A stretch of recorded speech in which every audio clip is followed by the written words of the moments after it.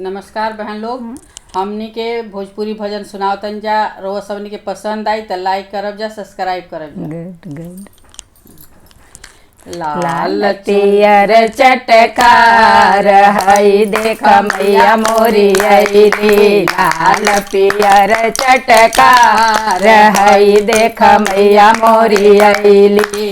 मैया मोरी अइली हो मैया मोरी अइली। मैया मोरी अइली हो मैया मोरी अइली। लाल पियर चटकार हई देख मैया मोरी अइली।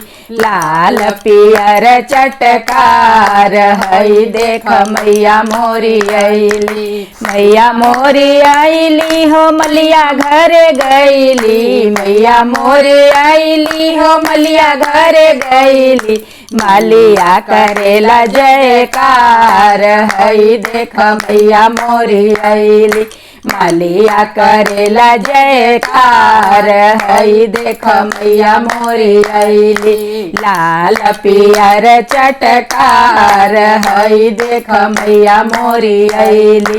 लाल पियर चटकार हई देख मैया मोरी अइली।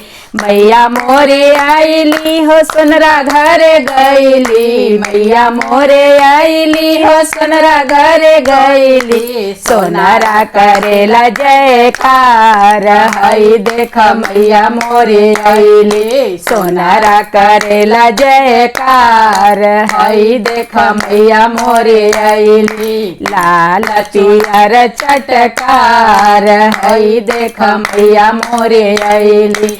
लाल चुअर चटकार हई देख मैया मोरे अइली। मैया मोरे अइली हो कोहरा घरे गइली। मैया मोरे अइली हो कोहरा घरे गइली। कोहरा करेला जयकार हई देख मैया मोरे अइली। कोहरा करेला जयकार हई देख मैया मोरे अइली।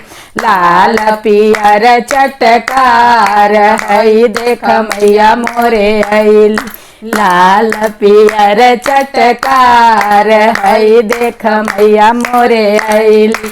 मैया मोरे अइली हो उषा घरे गइली। मैया मोरे अइली हो रीता घरे गइली। उषा करेली जयकार हई देख मैया मोरे अइली। रीता करेली जयकार हई देख मैया मोरे अइली। लाल पियर चटकार हई देख मैया मोरे अइली। लाल पियर चटकार हई देख मैया मोरे अइली।